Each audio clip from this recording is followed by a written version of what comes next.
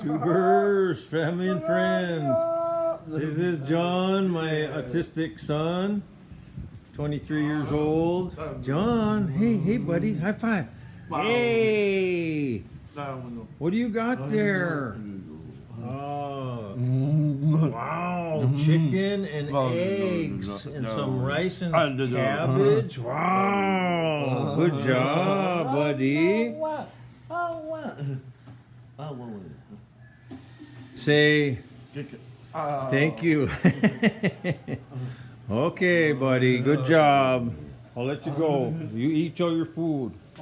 So today's a pretty good day. We haven't had any rain actually for 2 days, pretty much. Let me throw on my boots real quick here. We're just kind of chilling today. It's Sunday. And we're preparing. We've been preparing for 5 days to go on our trip to Cebu. And there's lots of things you have to do online. And we have 3 big, huge booklets of photos and documentation. And that's copies of. And then we have the originals of our documents. You know, marriage license, birth certificates for all of us. Passports, of course. My wife has a green card. I mean, it goes on, right? I mean, each booklet is anywhere between 1.5 inches to probably 1/4 inch thick. The 3 booklets of, you know, photos and everything we need. And then all the arrangements, hotels, ferry boat, transport tickets, and then you know, all the directions how to get wherever we're going. So it's a big deal. So it's 3 almost 4 p.m. in the afternoon. We're going to my little solar shop here, and turn on the light. And I really love this little place. A few months ago I made it out of, it was nothing before, and I painted it and put walls and lighting and moved all my tools in here. Bought a stainless tool cabinet for all my tools, and I got them all organized the best I can. And I mean, it's still not complete, but you know, you got your solar on this side. This is the grid tie solar inverters. I have 34 480 watt panels, and I sell this power back to the power company. And then I just recently installed this hybrid inverter, which is my battery backup. And then I also have what right here is my generator. So I have generator backup also, and that's a 24 kW generator backup. Let me turn this light on. And this is kind of like my, you know, I have a couple diesel cans there, my diesel tank there for the generator, and my exhaust goes outside, of course, and I have all this for ventilation when I run my generator. I try not to run it in the daytime because it gets too hot in here. It gets to about 100 degrees. Well, actually a little higher than that, 110 plus. So if I do it at night, I could keep it around 100 or, you know, 110 right in there. If I do it in the daytime, it's too hot. It goes over 120, and I can't do that. I know I have oil in here. I don't have anything real flammable like gasoline or anything super flammable. I mean, most flammable thing I have is diesel, and they're in sealed containers. And you know, the generator itself has its own tank, which there used to be an internal diesel tank down here, as you can see, but that became contaminated, so I had to do an external tank. And that's one thing you got to really be careful of in the Philippines. And that's why I enclosed everything too and made it super waterproof, because I got moisture and water in my diesel because I was storing it in a bulk tank, and it was a bad deal. I had to replace this whole fuel pump, which was a big, huge ordeal. And the only other thing I've done on this, other than changing the battery out, which I have a couple times and probably didn't have to, but because of all the problems I was having, I wore them out. And I replaced the water pump also one time on this diesel generator. So this generator is overkill. I don't need this much of a generator, so there's room for expansion. Probably I've run it up to 12 kW. 12 to 15 kW is the max I've ever run this thing up to, and that's what also my transformer is at the road. I bought my own transformer here, and there's always electrical problems in the Philippines. I mean, almost wherever you are at in the Philippines, especially in the rural provinces, if you're near a big city, it's not near as bad of a problem, but in the rural areas, it's a super bad, hard problem with voltage swings, because there's a lack of transformers, and the power company constantly is swinging the power from like 170 to 260. I mean, seriously, that's what happens. And if you buy your own transformer, it does not fix your swing problems. And another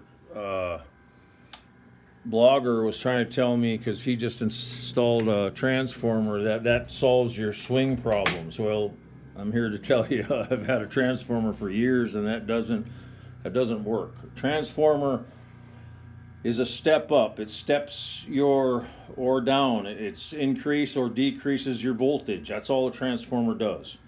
It makes it slightly more stable. That's all it does. So it doesn't cause, if your main primary grid lines are swinging, the voltage is swinging high to low in massive amounts, you will also get the same thing on your secondary load after it goes through your transformer. It'll be slightly buffered, but not much. So this right here is a 15 kW battery bank, lithium ion phosphate battery bank, and it's awesome. In a lock situation here. No, sorry about that, guys. But it's sweet. I put this all together myself. This inverter, hybrid inverter, is a 6.2 kilowatt inverter, and that's a 15 kW battery bank, lithium ion phosphate LifePo 4 batteries. They're Eve cells. There's several manufacturers in China, but the Eve is your most reliable, most dependable battery manufacturer to date that I know of with all my research. So that's what you want to buy, is Eve, EVE, right? So I would like to have at least two more of these banks to have the capacity that I need. And then if I was to get two more banks, I would run off a battery all the time, because that's how much of a problem the grid is all the time here. Because I can't even run some of my appliances, because especially your peak hours, 4 p.m. to 8 p.m., the voltage goes down so low I can't even use things like my microwave. Unless I bought an individual voltage regulator for my microwave. But if I'm on battery, it's perfect. It's 220 volts and it stays there no matter what I'm running. That's why I love batteries. So, and then if I'm running my generator, same thing, except for my generator is a little bit lower. It's like 215 volts. And that's just because my setting is a little bit low, but yeah. Well, anyways, I just wanted to run you through kind of what I've been doing, guys. We're still preparing for this Cebu trip, and I'm surprised it's not raining. This rainy season here through February, but it's been overcast pretty much most of the day. The sun's peeking through a little bit here, and I still have my pool pretty much drained.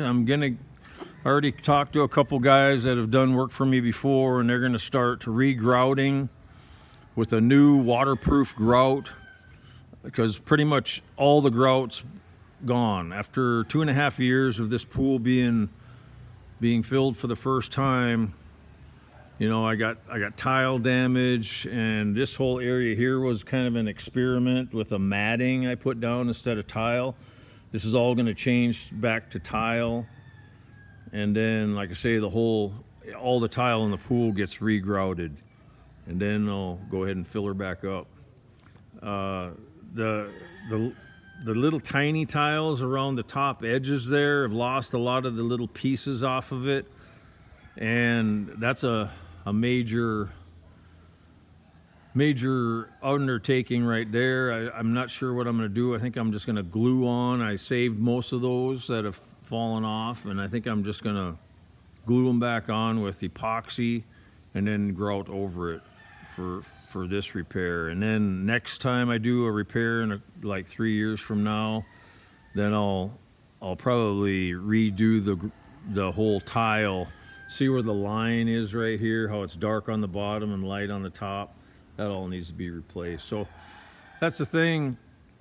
In the Philippines especially, I mean, the weather, the humidity, the rain and sun constantly beating everything up. It's a real harsh environment to try to keep anything nice. I mean, you pretty much have to paint every 2 years. I mean, everything. You have to repaint all the time. And it's been 2 years now since I've repainted, so I'm going to have to redo some of that stuff again too. So that's one thing you got to think about in the Philippines. Every 2 years, pretty much religiously. Some areas might get away with 3 years, but you're going to have to repaint every 2 to 3 years. There's no way you can get around it. And the rust, if you got any kind of metal outside exposed, if it's not stainless, and even if it is stainless goes bad around here too, but it takes twice, maybe 3 times as long for the stainless to go bad opposed to the regular metal. But like all my rails and my stairways up the entire tower there, that's all metal, and you know, I got rust all over the place. It's mostly surface rust, but like on the house there, I got metal. I'll show you a couple spots there. I got metal rails. That house though is 10 years old now, or going on 10 years old. And right where the bottom of the metal goes into the concrete, it's rusted out in some places. So yeah, you can see right here how bad it rusts here on the bottom, because the moisture gets inside of this tubing and it goes down to the bottom, and that's where it rusts the metal out. And it's so bad on some of these that it's rusted completely through. See, I can move it. You guys can see that, right? Yeah, it's completely rusted through the metal on this end post here. So I'm gonna have to take some metal here and weld it just to give this some stability. And see, here's another example. It's pretty much rusted right through. And like I say, this is almost 10 years old though, this house. So, you know, if there's any way for moisture to get through, and there's the place of the moisture is getting through is right up in here. See that? I don't know if you can see, but that's an air crack right there. So you got humidity between this wood and this metal getting right in there, and then condensating, and then, you know, rusting stuff out. So that's the thing. And most people in retirement, they don't want a big place, and I don't blame you guys, because if you have a big place in retirement, especially if you're over 70 years old, don't even do anything with building a house. Absolutely not. If you're in your early 60s, maybe you can do a house. Just don't try not to build too big. I built way too big, probably 3 times bigger than I should have. But you know, everyone has their plans, and you put it on paper, and you make your blueprints, and you just do what you think is you want. You know, your environment around you to look like, and to be like. So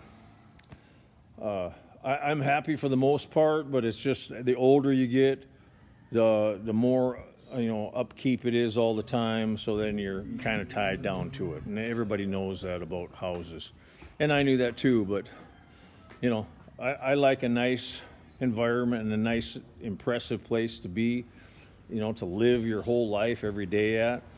And now that my second pension is going to be starting pretty soon, you know, we're going to be doing more traveling within the islands of the Philippines. But you know, if you have good people that can take care of it for you, then that's the key. And then, you know, because you always need a good place that's safe for your kids. You know, like my autistic son John, and my little 4-year-old boy Leo. You know, it's very secure and safe within the walls here at the Golden Palace.